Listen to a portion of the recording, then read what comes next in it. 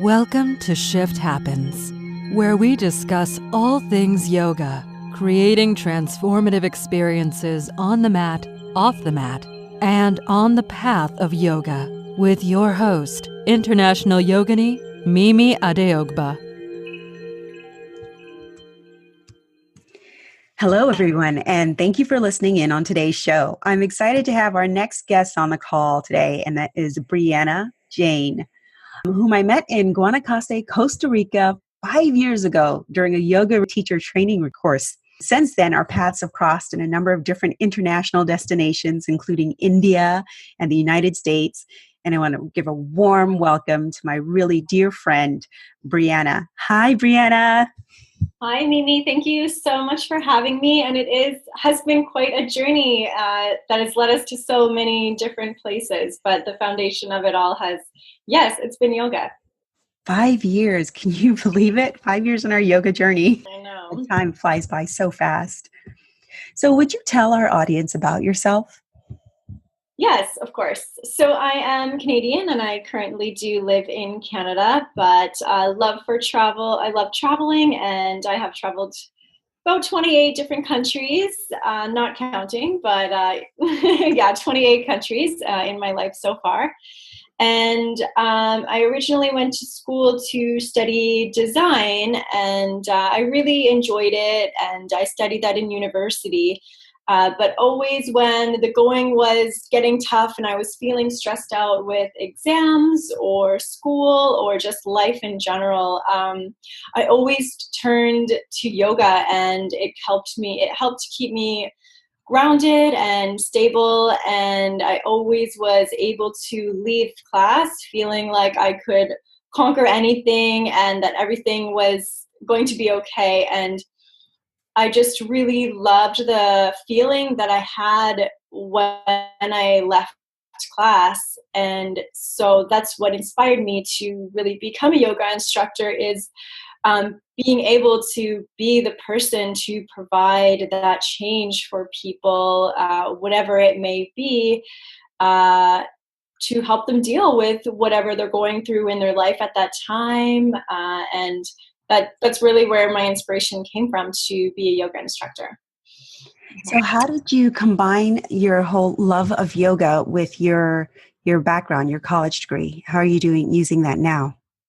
So since then, I have shifted things a little bit more into the wellness world. I'm a holistic nutritionist as well, and I've gone on to study and get my 500-hour yoga teaching certification.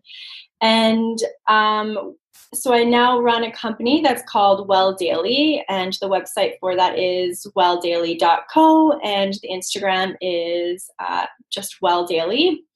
And through that, I'm able to bring in my design background just to be able to run the company, because businesses are so visual these days. In order to be successful, you need to do great photography, and it really helps if you have experience in social media and web design.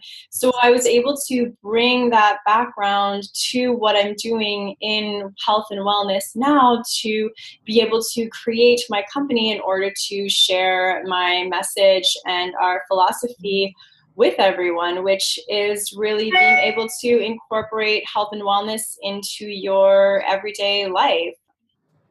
Mm-hmm. And that's Well Daily, WELLDAILY? Yes. Okay. Wow, that just sounds amazing. Your journey is just inspiring. So you mentioned that you found reprieve in your yogic practice in your early days in your studies at university. So would you share with us your yoga journey? Where did it all begin for you?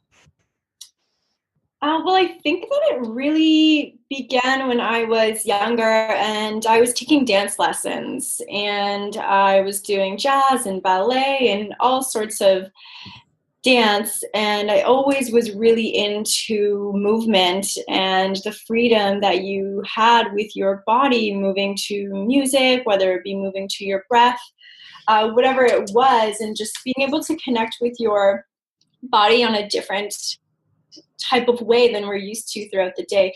So then as I got older, my love for movement progressed into yoga, because as you grow up, you kind of have this idea that everything in your life needs to be productive, and you can just go dance in your living room for no reason, but that's not really what we're inclined to do. So if we tell ourselves we're going to be productive and go to a yoga class for our moving meditation that day, then somehow we're able to fit it in our lives a little bit easier.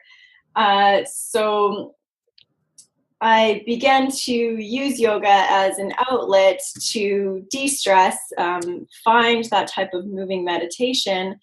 And then when I was finished with my degree and I had a chance to do a full-time yoga teaching course, then that's really that was my next step. I wasn't sure if I wanted to teach at that time, but I knew I really wanted to dive deeper into the practice and just see where it led me. And of course, that's when I met Mimi and a lot of other really beautiful souls in Costa Rica. And since then, I've had the opportunity to teach so many different students. And currently, I am teaching here in Vancouver a lot of corporate classes where I go to people's offices and boardrooms, usually at lunchtime, and we do some yoga classes there so that we're able to really bring wellness into the workplace and have it be more integrative that way. So it's been really cool how yoga was my outlet at some point in my life, and now I am providing that outlet for others. I think that's really fulfilling for me. I really believe it's a high value service that we're providing, especially in the corporate environment where mindfulness and meditative practices are, I think, fundamental for people to be able to focus and improve presenteeism, because a lot of the workforce are starting to show up for work but not be there mentally. Mm-hmm. Mm-hmm. So I really think that there's a lot to be said about it, especially when I hear feedback from clients in the corporate environment, how it helps them to get recentered, especially at a midday break. Yes, and it's amazing to see the shift in people from my students when they do walk into the class. You can feel the energy. Everyone's kind of talking about work. Their mind is in different places. And then I bring them to the mat. I bring awareness to their breath, to themselves.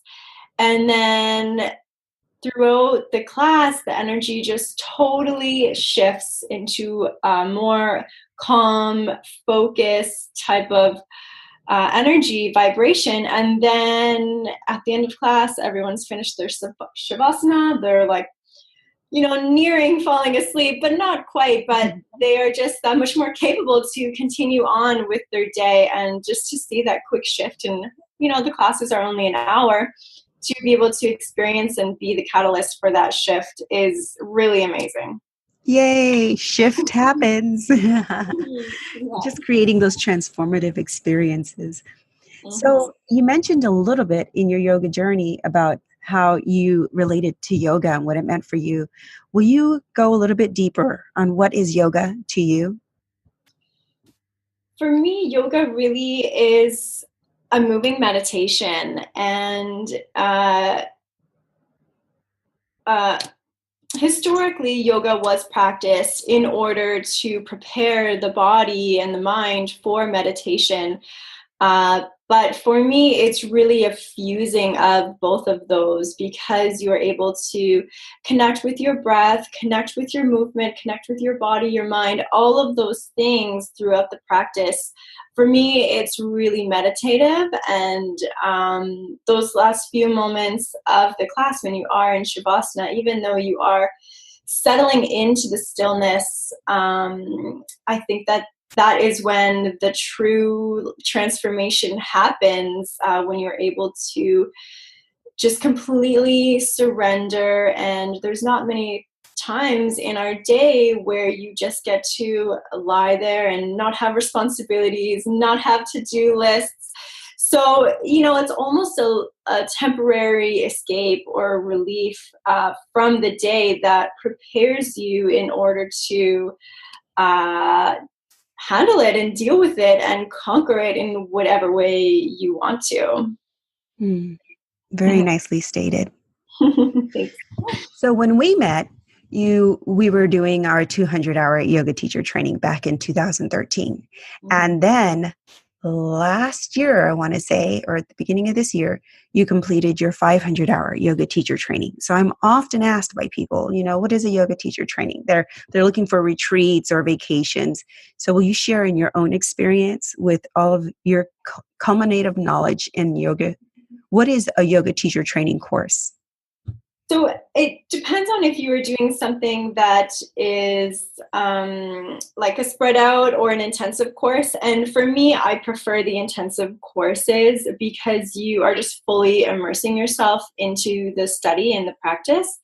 And it takes a little bit of time to be able to perhaps set that up in your life when you can set aside a few weeks just dedicated to this practice. But for me, the fully immersive program was just allowing yourself to completely focus on something, but that's just really the tip of the iceberg. And I feel like the asana or the postures is what introduced people to yoga.